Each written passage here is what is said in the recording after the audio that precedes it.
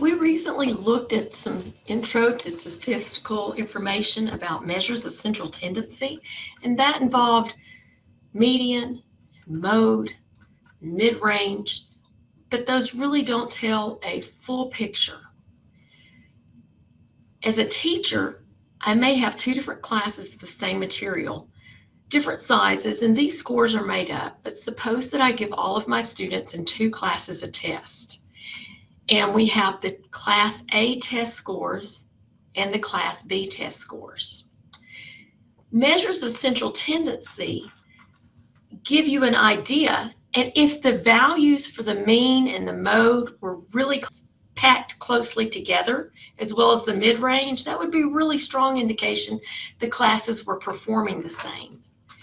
But here in this example, both of these classes have a mean of 75.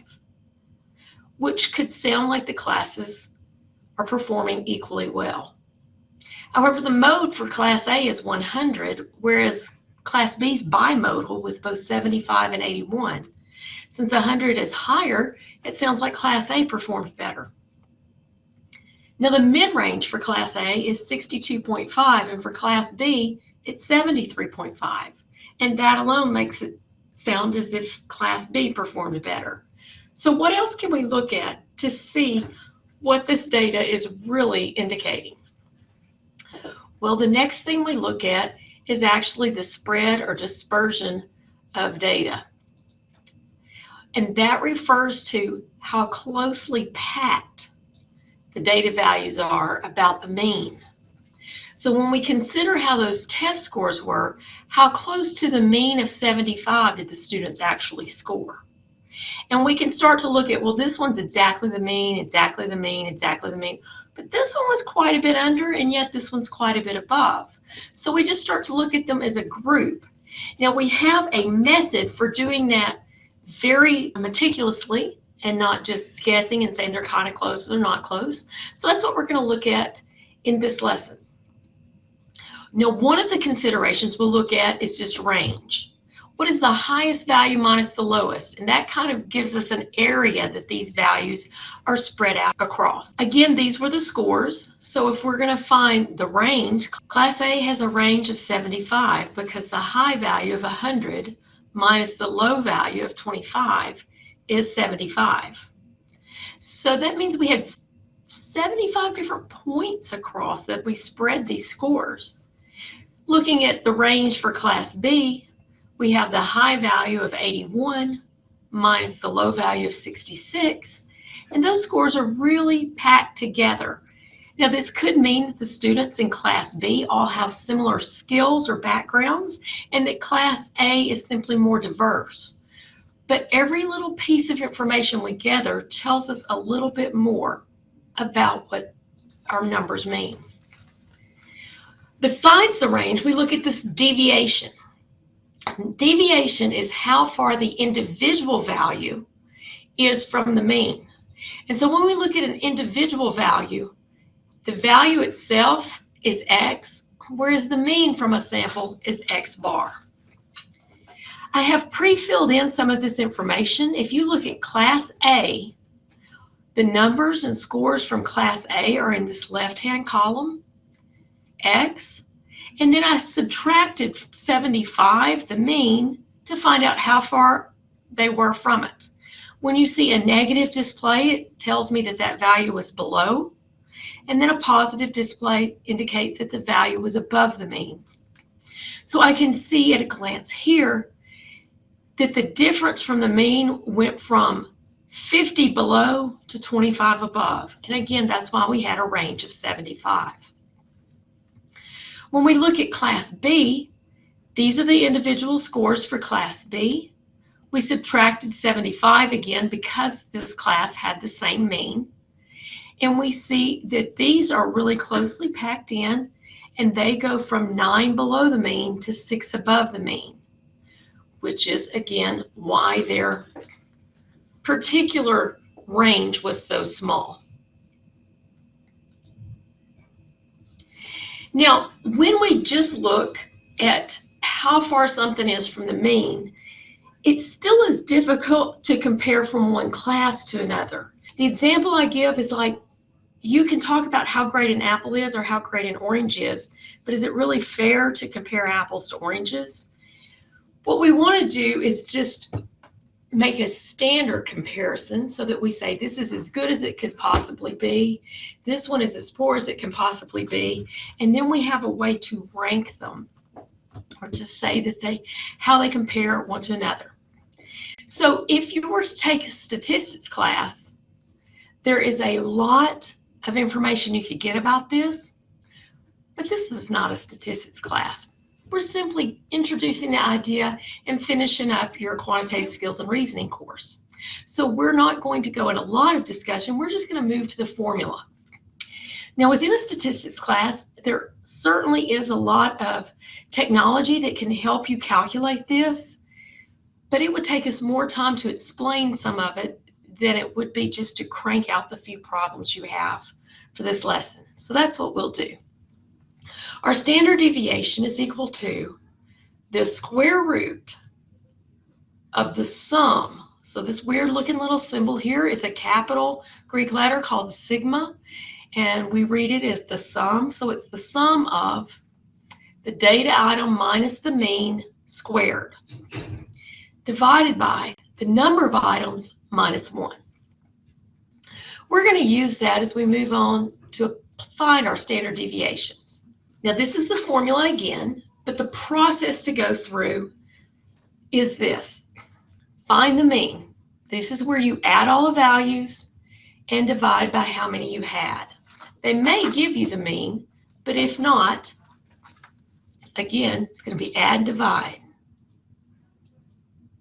So you add all the x values and you divide by how many there were.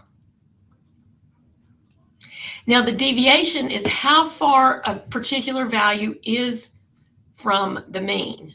So once you find the mean, that is typically from a sample x bar. For step 2, we will say the particular x value minus x bar. Then after we do that, we square those values. So it'll be the answer to whatever x minus x bar is, squared. Then add those squares and divide by n minus 1, and then find the square root. So I'm going to take you through this process for each of these classes. We have already looked at a column where we had the values and then subtracted those values from the mean. Now I did not in this lesson show how to find the mean, but here I had 1, 2, 3, 4, 5, 6, 7, 8, 9, 10 scores.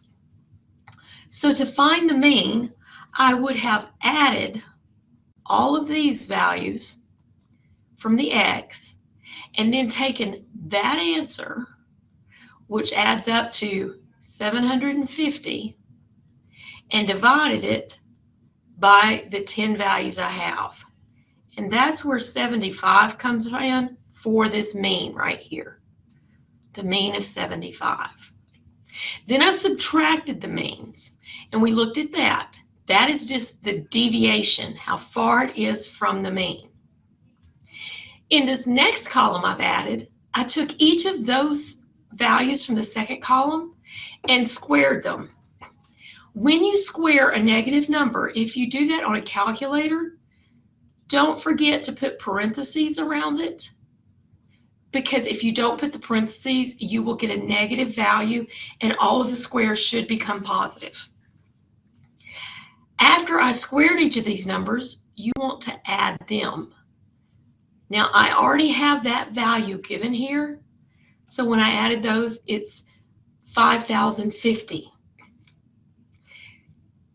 Following that, once you add them all, then we're going to do this last step. Now it's 9 rather than 10 because this needed to be n minus 1. That tells me that the standard deviation of this particular class, Class A, was 23.7. I followed the exact same sort of an approach over here. Of course, when we added these, we didn't get the same value, but it didn't matter because we weren't dividing by the same thing. We were dividing by 6 because n was 6. Remember over here, n was 10. I also took each of those values and subtracted 75. Then I squared all of those numbers, added those up. That's where 162 came from. That is the sum of the differences squared. That value went into my square root formula. And again, it's 5 because I had 6 minus 1. So now this is the standard deviation for my second class. Since the standard deviation is 5.7 as opposed to this one of 23.6, that still has to do with what the ranges were. It's not exact, but you see a note down here that data with a larger spread or range will have a larger standard deviation.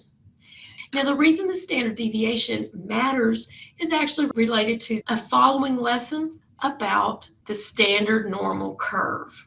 So we're not quite getting into that yet. Just right now, can we find the standard deviation and see what that means? So what does this tell us? Kind of a summary slide. We started this lesson saying they both had a mean of 75. Class A had a higher mode. Class B has a higher mid-range.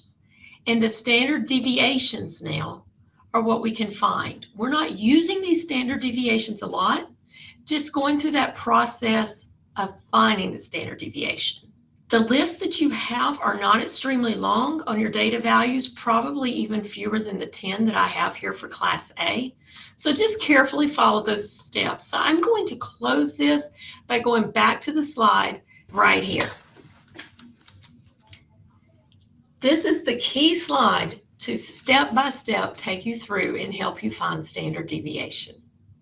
Hang in there, you're almost done.